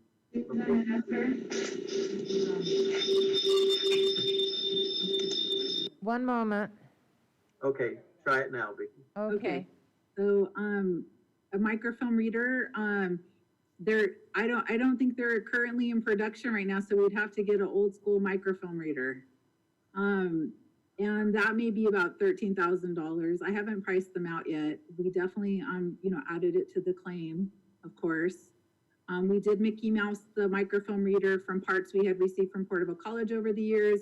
We're able to get stuff on eBay to keep ours in good condition for public use. So it'd be worth exploring. I know Susan's approached the Porterville Recorder has a couple of film readers that perhaps they would let us borrow. But we were making a point to sometime in 2021 go digital with all of the recorder archives that we had currently in our possession. And we would still plan to do that. We would still plan to put that in our operational budget at some point in time. it'd be definitely easier for the end user to access. I have not a question, but I have a comment with regard to the film reader. Perhaps one of the school districts, when they transition from the microfiche into the scanning of documents, they may be able to help and assist if it's regarding the library. I don't know that, but they may have something. At least it's a reach out to see. They may have one in storage that they've put away because of something new that they purchased in their library. Because I know that when they were going from some of the film strips, there was equipment to scan and do the film, take it off the film strips and to scan and put it into an electronic. Perhaps a school district may have that to assist the library to this regard with the salvaging of the documents that are on the film.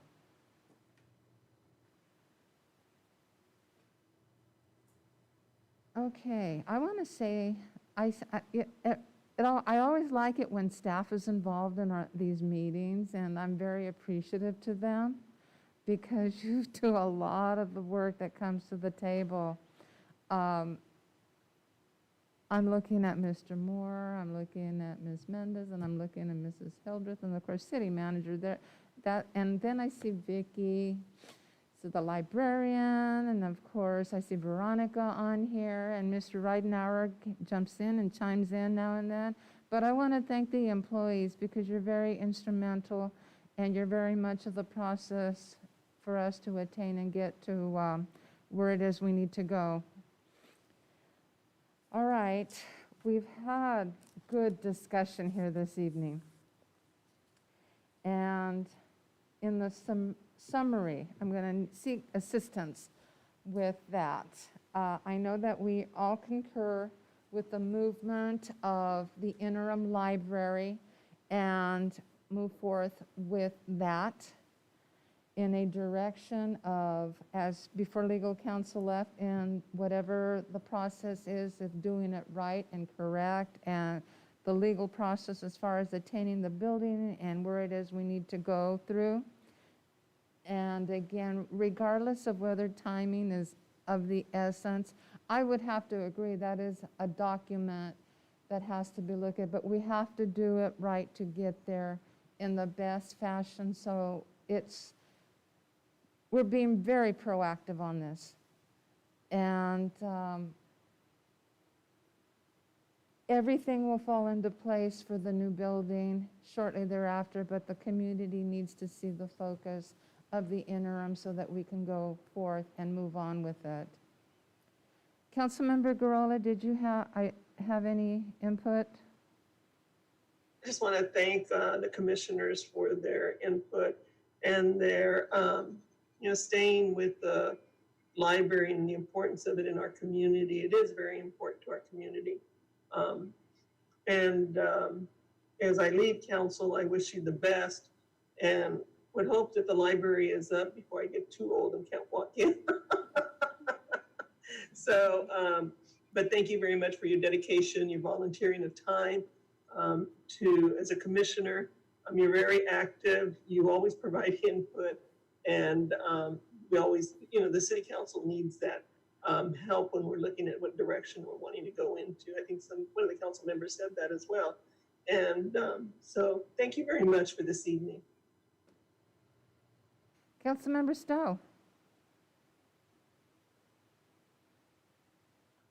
Yes, I want to thank the commission as well for joining us. And I missed the last one because of illness, I think. But this one was very productive, I think, and good information. I think we know which direction we want to go, with the help of the commission. At least I do, and I'm not sure about the other council people. But I think we're on the right start, and we'll get things happening here. And especially with the interim, to show the community that we are thinking about the library. We haven't forgotten about the library, and we will never will forget about the library. The library is very, very important to this community. It's one of the heaviest used libraries in the county, or probably in the San Joaquin Valley, to tell you the truth. So we want to get something started and upstart this interim, and then we get something going for the permanent one, right away. I probably won't see the permanent one, but it'd be nice to know that it's going. Thank you. Councilmember Peñalosa. Yeah, thank you, Mayor. Yeah, echo a lot of the comments made by, everyone. I appreciate the time from staff, the the librarian, Vicky, Veronica, Jason, Donnie, John, and everyone that's working. Patrice, too, I know that did a lot of work behind the scenes with insurance, tremendous amount of work there. And the commissioners, I really, I said in the beginning, that I really appreciate these spaces a lot because it gives me personally, and I would say, I hope the rest of the council agrees, an opportunity to just hear directly from the commissioners, which I think it's vital to the to moving forward with our interim library and future library, as well as input from the community, from everyday youth, from everyday and a Spanish-speaking family that maybe goes into is gonna have needs too, and just getting that input from community is gonna be super important as we move along this process, because this is gonna be the way that our city manager put it, it is a legacy project. It's one that is gonna outlive us, and so we want to make sure that we are properly going to be investing everything that is going to be reflective of the needs of this community for the future, for my kids too, eventually, and for their kids. So it's an exciting time. It's not a moment that I wish we were in, where we had the tragedy of our library, but it's one where we have to recognize where we're at and move forward in this fashion. And community input is very vital for this process, at least for me as a council member. So I hope to continue to having these conversations with the Library Commission along with community residents to continue to make sure that we have a library that, once again, that reflects the needs, but more than anything will be able to be an ability for the community to look at the library and say, you know what, this council, the council that determined this library cared, when it came down to doing this, planning out the library, and where the community in the future can look back and say the commissioners that were involved in this process really deeply cared about this whole process to make sure that we had the proper things that we need for this library and the new library. So yeah, I'll end with that. I appreciate your time. All of you are volunteering your time, but I know that you each care very much about the future of our library and the future of the needs that the library will bring along for the community. So thank you. Vice Mayor. Thank you, Your Honor. Once again, would like to thank the Library and Literacy Commissioners for meeting tonight. And I think there was a comment made that it's important that the community knows that the council is taking action, and I just want to be firm and letting everyone know that when with the library fire we took staggering losses at all levels that day, and once we stopped staggering, we never stopped working on how to get to this point and to this solution, and it was revealed with some of the requirements to build a new facility like CEQA and things. The timeline to do that is often very lengthy, and so I truly believe that we never stopped working on this, and that this is just the fact that we're here now, given everything that's happened in 2020, shows that we've dedicated a lot of time, and staff, and we were appropriate to thank staff for all that they've done to work on this, because as behind the scenes with all the details, that's what it takes to be able to get to this point. And I think, again, I appreciate everyone meeting. The one thing I'd want to put forward is, whether it's a formalized committee, whether it's an existing committee, or whether it was an ad hoc committee, whatever we need to do to establish the facility planning committee, whether that goes hand in hand with the actions we take at the next meeting, not knowing whether we have to put it on consent and then be added to a following meeting, of course, knowing that there's an election that's certified and there's other people that will be coming into roles, and the timing for that is probably a good thing, that we're adjusting the council the same time as we're establishing a committee. The one thing that I'd ask with that committee is that we keep the staff, city staff, one staff member to every two non-staff members. And it looks like that's pretty much what was followed before, but just as a general thought process so that we can keep community involvement there. It doesn't exclude the commissioners. They wouldn't count as staff, and whether council would count as staff in that number, I'm not sure, but I would just say that actual employees should be one employee to 2 non-employees in that, and I think we'd be able to get a pretty good idea of what should happen. So that would be my thought, just to make sure that that gets carried along as soon as possible with some of the other urgency items. I want to thank the commissioners. I've gotten to know some of you when you sit here at council meetings physically, and I've gotten to know those of you that have attended. But on a side note, there are 2 commissioners that I actually worked with that are on here, and it would be Commissioner Upton and Commissioner May when we worked for the school district, and whoever would have fathomed we would be working simultaneously on a project. I grew up with one other commissioner that is on here. That would be Commissioner Figueroa. We go back in years, but we won't go into exactly how many. I want to thank each and every one of you, Commissioner Christensen, Commissioner Baumgartner, and Commissioner Pellon. Know that the work that you've done does not go unnoticed, and we appreciate it, which is why it was important to adhere. When we talked about our priority projects, there was emphasis on the library on behalf of all of us, that we move with it. And before I for closing comments over there on the commissioner side, I'm going to look at Mr. Lawless. Have you gotten the information that you need from us and the commission to the commission? Yeah, there's a lot of notes, and what I think will be is that there'll be an item that comes back to the council for its action.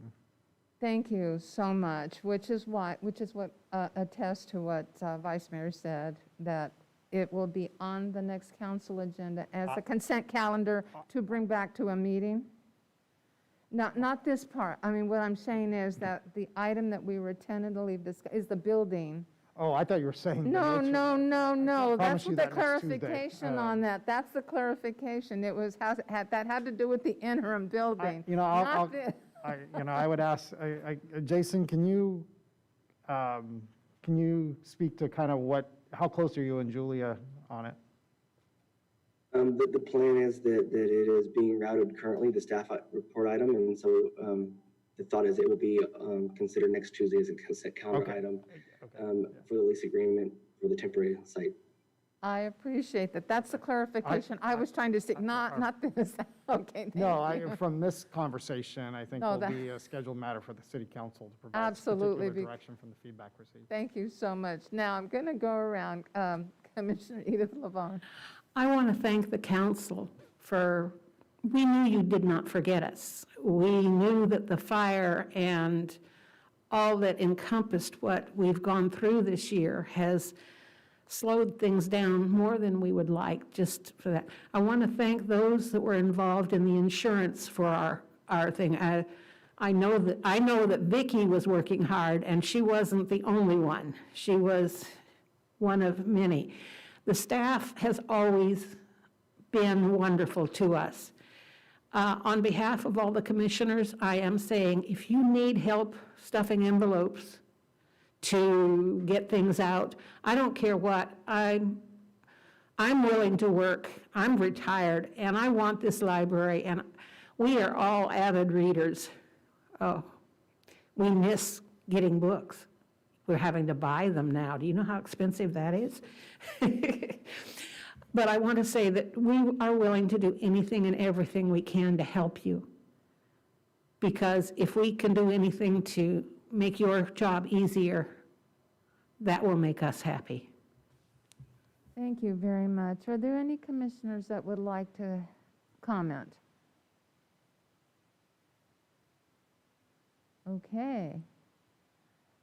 Very quickly, Please. I want to make sure we thank our community in general for making this such a priority. I think daily I receive calls and text messages and Facebook messages asking me what's going on.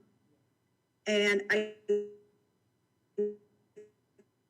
think it speaks to the fact that we were right 10 months ago before this all happened, when we were saying how much we needed this and how important this library is to our community. And that fire and the tragedy there just brought out so much more about what's awesome about Porterville, a small rural community. Education and reading is important. So thank you to the community members who came out and have supported us every step of the way on this, and who are asking, keep us honest, and keep your council members on their toes. Thank you. Is there anyone else? All right, before we put closure, today, November the 10th, is the 241st birthday for the Marine Corps. It honors the history, the values, and the memory of heroes who have served, and it rekindles the bond, past and present, which unites generations of Marines. The day celebrates traditions of the Marine Corps with profound respect, paying tribute to the heritage of their distinguished service. And tomorrow, November 11th, we celebrate in honor of all veterans, past and present, through their sacrifice and service for our freedom, the reasons why we are here. Thank all servicemen for their service. It is appreciated. All right, it is now 7:32. The meeting is adjourned. Thank you very much.